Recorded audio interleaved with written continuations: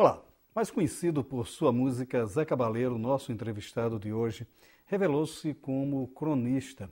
Seu livro de estreia, Bala na Agulha, Reflexões de Boteco, Pastéis de Memória e Outras Frituras, fala do universo musical, sim, mas também se debruça sobre as inquietações de um homem que olha o mundo com desalentos e esperanças.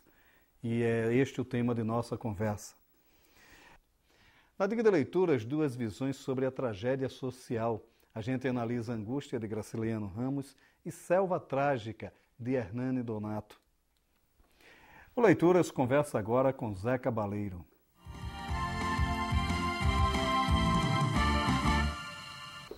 Zeca, o cronista. Vamos conversar aqui com o cronista, né? Me surpreendeu esse livro, no bom sentido, primeiro por ele ter sido escrito para um blog, né? Quer dizer, essa questão do suporte, né? E quando você o transpõe para o livro, né? Que, segundo alguns, é a mais perfeita das tecnologias, ele se mantém com a vivacidade, com uma força muito grande, esses textos, né? Quer dizer, como é que surgiu a ideia de escrever essas crônicas, o que é que lhe inquieta para escrever as crônicas? Bom, isso daí, eu comecei a escrever esses textos em 2005. Uma súbita vontade que me deu de escrever textos mais extensos, em prosa, sair daquela coisa sintética que a canção propõe, né? E talvez porque eu estivesse inquieto mesmo com algumas questões do mundo contemporâneo e tal. E se você leva isso também, essa carga às vezes meio pesada e provocadora para a canção, você pode ficar um chato, né? Como alguns se tornam. Então, porque eu acho que a canção também é um território onde mesmo sendo crítico e tal, você tem que ser leve. A canção pressupõe que seja uma coisa também que traga leveza, que traga uma certa alegria para a vida das pessoas e tal. Eu sou adepto disso aí. Então, certas coisas estavam me inquietando, eu fui começando a escrever. E deu nisso aí, que eu nem sei se são crônicas, tecnicamente falando, né? Eu chamei de Reflexões de Boteco, porque são conversinhas, como se você estivesse num boteco conversando com um amigo e tal. Divagações sobre temas vários, né? Sobre música, naturalmente, que é um assunto que me interessa muito, sobre literatura, sobre tendências do mundo moderno, moda, gastronomia, que estão tomando conta do mundo e do mercado das artes, né? Todas essas coisas, né? O cozinheiro, que era um mero serviçal, hoje é um artista de primeira grandeza, né? Quase um Rembrandt, um Michelangelo, né? Os chefes. Então, é sobre isso. E com uma pitada de provocação, de sarcasmo e tal, que é algo com qual eu gosto, matéria com a qual eu gosto de trabalhar. E aí eu levei 5, 6 anos escrevendo e meio que esgotei, perdi um pouco a vontade. Talvez que eu tenha extirpado toda aquela raiva, aquela revolta, rabugice que alguns textos, aliás, carregam, né? E o povo foi me cobrando, por que você não publica isso e tal, e escrevendo, amigos também. Eu acabei cedendo à tentação, um pouco por vaidade também, naturalmente, porque um livro, como leitor apaixonado que eu sou, me orgulha a ideia de ter lançado um livro, né? Uma coisa que eu gosto muito, tenho um grande carinho por esse suporte. E foi assim. E o livro tem essa coisa, né? O João Baldo Ribeiro, ele conta uma história que quando ele era menino, né? A mãe chegou para o pai e disse: o João está com um problema, ele está lendo o livro. Ele disse, não. Ele começou a solucionar a vida dele. Ele muito começou bom. a cheirar os livros e tal. Tem esse feitiço mesmo do livro, né?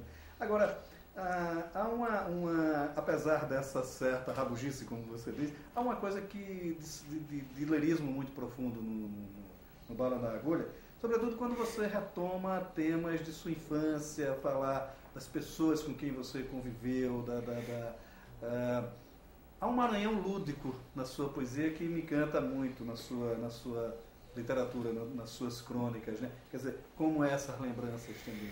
Então, isso daí, de certa maneira, é o contraponto a essa coisa mais crítica e contundente que a maior parte dos textos tem, né? Essa coisa de memória, tem, sei lá, 30% dos textos se referem a fatos e pessoas da minha infância, adolescência, experiências que eu tive. E isso traz, sim, um pouco de poesia, de ludicidade, que faz um contraponto. Talvez por isso o livro não seja tão indigesto. Mas eu acho que eu estava num momento assim, muito inquieto com os rumos que o mundo vem tomando, com as promessas de felicidade, da publicidade, né? desse grande mundo da mídia e tal, e quis vomitar todas essas sensações aí no livro. Mas tem esse lado, sim, mais lúdico, mais brejeiro, né? Uma coisa quase memorialista, assim, que foi um grande exercício para mim, porque eu tenho realmente uma memória muito boa, mas quando você vai transpor isso para um texto, às vezes falta essa precisão, né? E foi engraçado que à medida que eu fui escrevendo esses personagens dos quais meu pai falava, que são de um outro tempo, de um outro Maranhão até, de um outro Nordeste, foram chegando assim a minha memória como se tivessem uma galeria passando assim por mim, sabe, com uma clareza. Foi muito interessante e para mim foi também de certa maneira um reencontro, né, comigo, com a minha infância, com a minha história pessoal. As crônicas também têm um outro aspecto que também chama muito a atenção. É um momento de transição que se vive, né? Você vive de maneira muito, muito concreta essa chegada da chamada cultura de massa, da Sim. televisão, e aí você pega toda aquela, para usar um termo da moda hoje, toda aquela cultura dita trash dos seriados de TV, e você dá uma certa delicadeza a isso, dá uma certa grandeza disso. Olha, foi fundamental para que a gente visse isso, para que a gente determinasse o senso crítico, né? Sim. Como é que você traça esse paralelo entre essa cultura e a cultura livresca que você também vivia? Né? Muito boa a pergunta. Pois é. Eu tenho 45 anos, então eu vivi, de certa maneira, essa passagem aí, né?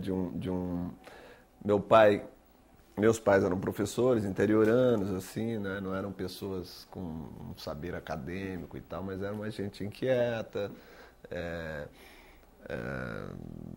ávida de cultura, gostavam de música, compravam discos, compravam livros. Meu pai sempre foi um grande leitor, até foi tentou meio impor, o que eu hoje agradeço a todos os irmãos, assim, o hábito de ler sempre. Eu até falo aí, fui o mais preguiçoso de todos, né? O caçula e tal, mas os irmãos leram.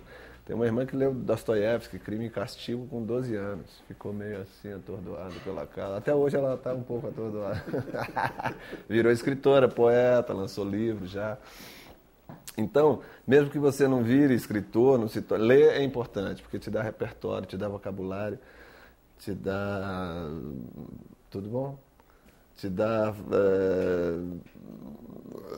mecanismos, assim, suporte para o pensamento, isso é muito importante. Eu tento, hoje é muito mais difícil a lida com meus filhos, já pré-adolescentes, porque os apelos, a concorrência é muito desleal, né? YouTube, Facebook, Twitter, iPhones e Blackberries e o cacete A4. Então, é muito mais complicado. A gente tinha um pouco mais de silêncio, de introspecção, na própria época e o lugar, o contexto que a gente vivia, né? Então, vinha do banho de rio, depois ler um livro na rede, era uma coisa deliciosa. Hoje a gente tem mesmo que ser meio ditador com os filhos. Você vai ter que ler e faz um acordo, uma chantagem qualquer, ganha isso se lê. E conseguimos assim que os filhos se tornassem, não são grandes leitores, mas leem, têm um gosto pela leitura, quando viajam levam um livrinho. Isso daí eu já acho que faz toda a diferença na vida de uma pessoa, sabe? E aí tem essa passagem para esse mundo pop, para esse mundo da cultura de massas, esse universo, né? Eu conheci a televisão tardiamente. Hoje as crianças nascem vendo TV. Eu digo tardiamente porque foi com 6 anos, morava no interior e chegou uma televisão que os sobrinhos deram para o meu pai e aquilo foi uma mágica, porque a gente vivia num mundo completamente primitivo, de repente veio uma TV, Lembro da primeira novela que a gente assistiu lá, As Pupilas do Senhor Reitor, aquela primeira montagem com Dionísio Azevedo, ainda lá nos... E aquilo foi né, um susto, aqueles seriados americanos perdidos no espaço, aquela coisa toda, isso aí é uma mágica incrível. Hoje eu fico meio saudosista e fico comprando esses seriados que estão saindo em DVD, Planeta dos Macacos, Perdidos no Espaço, Terra de Gigantes, e os filhos não entendem nada. Pai, isso é muito chato, isso é muito brega, preto e branco, eles não entendem.